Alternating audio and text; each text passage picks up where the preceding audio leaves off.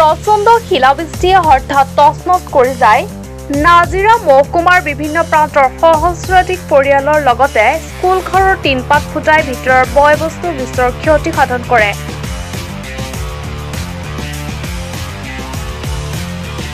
হঠাতে অহা এই প্ৰলয়ংকাৰী শিলাবৃষ্টিৰ ফলত নাজিৰা মহকুমাটোৰ নাজিৰা আৰু শিমলুগুৰি নগৰকে ধৰি চন্তক, বিহুবৰ, গেলেকী, হাতীপট্টি, নিমতিতা, আচল পথাৰ, বামুণ পুখুৰী, মেকিপুৰ, বৰবৰুৱা, চেলেংপথাৰ, হাতীকোক আদি বহু স্থানত সহস্ৰাধিক পৰিয়ালৰ লগতে কৃষি পথাৰৰ শস্য, শাক-পাচলি আদি ধ্বংস কৰি পেলায়।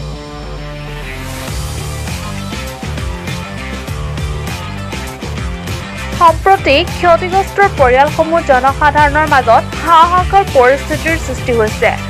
মহকুমা প্ৰশাসন আৰু ৰাজহ আৰু দুৰ্যোগ ব্যৱস্থাপনা বিভাগৰ বৰমূৰীয়াসকলৰ এই ক্ষতিগ্ৰস্ত পৰিয়ালসমূহৰ ক্ষয়-ক্ষতিৰ বুজ ল'বলৈ আহৰি পোৱা নাই বুলি বিভিন্ন স্থানত ৰাইজে অভিযোগ তুলিছে।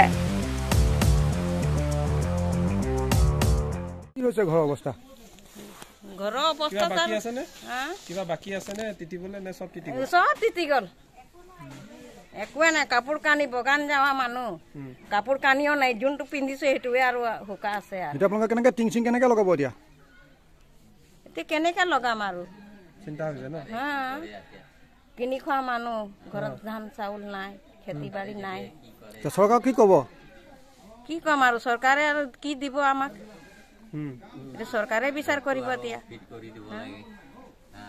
কিয় এনেকুৱা ধৰণৰ কি হ'ল? কালি কি হৈছিলে? আচলতে এইটো মানে প্ৰকৃতিৰ যিটো তাণ্ডৱ লীলা, এইটোত আচলতে আমি মেকিপুৰ বুলি মানে নাজিৰা সমষ্টিৰ সমগ্ৰ যিটো ক্ষতিসাধন হৈছোঁ, আমি বহুত পিছ পৰি যাব লাগিব আমাৰ মানে আৰ্থিকভাৱে। আৰু আমাৰ যি চাহ শ্ৰমিকৰ আমি দৈনিক মজুৰি কৰি পেলাই আমাৰ জীৱন নিৰ্বাহ আমি কৰি আছোঁ, আমি সহজ সৰল মানুহ, কিন্তু ইতিমধ্যে আমি দেখিছোঁ আমাৰ যিটো ক্ষতি হৈছে, এই বস্তুটোৰ পৰা আমি উদ্ধাৰ হ'বৰ কাৰণে আমাক বহুতো সময় লাগিব।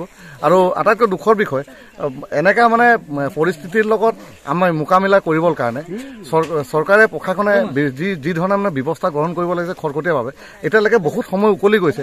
মানে আপোনালোকে নিজে প্ৰত্যক্ষ কৰিছে, কাৰো ঘৰত মানে ধোঁৱা জ্বলা নাই, কাৰো ঘৰত চৌকা জ্বলা নাই, এনেকৈ এটা অৱস্থা হৈ গৈছে। তেখেতলোকৰ যদি মানে দিনটোত যদি খোৱাৰ ব্যৱস্থা বা তেখেতলোকক যদি কিবা এটা থাকিব পৰাকৈ যদি ব্যৱস্থা যদি মানে প্ৰশাসনে চৰকাৰে যদি কৰা হ'লে মানে আমি সুখী হ'লহেঁতেন। কিয় মানে নিৰ্বাচনৰ সময়ত দেখোঁ আমাৰ মানুহখিনি তেখেতলোকে মানে যি মৰম চেনেহ দেখায়, যি আন্তৰিকতা দেখায়, আচলতে এইবোৰে সময় আন্তৰিকতা দেখুৱায়, এইবোৰে সময় আচলতে তেখেতলোকে জনপ্ৰতিনিধি হোৱাৰ তেখেতলোকে নিজকে প্ৰতিষ্ঠা কৰা।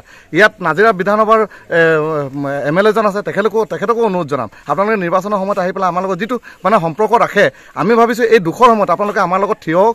আপোনাৰ যিটো ক্ষমতাৰ ভিতৰত পৰে, আমি বেছি নিবিচাৰোঁ, আপোনাৰ ক্ষমতাৰ ভিতৰত যিটো পৰে আপুনি তৎকালীন সেইখিনি কৰাৰ ব্যৱস্থা কৰক। এটা বহুত সময় উকলি গৈছে। আমাৰ কণ যিখিনি মানে ল'ৰা ছোৱালী আছে, তেখেতলোকে খোৱাৰ পৰা মানে কালি তিতা কাপোৰতে তেখেতলোকে আছে, আচলতে কাপোৰ এযোৰ তেখেতলোকে বচাব নোৱাৰিলে। তো এইটো বহুত দুখৰ সময়। আমি এই সময়ত কাকো মানে ক্ৰিটিচাইজ কৰিবলৈ যোৱা নাই।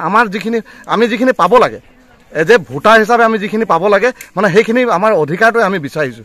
এইখিনিয়ে কথা কৈছোঁ আৰু মানে আশা ৰাখিছোঁ আপোনালোকৰ সংবাদ মাধ্যমৰ জৰিয়তে তেখেতলোকে এই কথাখিনি বুজিবৰ চেষ্টা কৰক আৰু আমাৰ দুখত তেখেতলোকে সমভাগী হওক।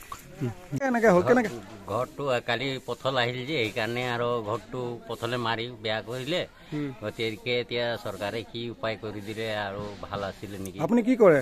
মই এই জব কাৰ্ডত কাম কৰোঁ। ৰাতি কালি ক'ত থাকিলে আপোনালোকে? ৰাতি আৰু ইয়াতে আছোঁ আৰু পালন কলত সোমাই গ'লোঁ আৰু। ঘৰত কোনোবা দুখ চুখ পাইছে নেকি কালি পাথৰ পৰি? নাই পোৱা।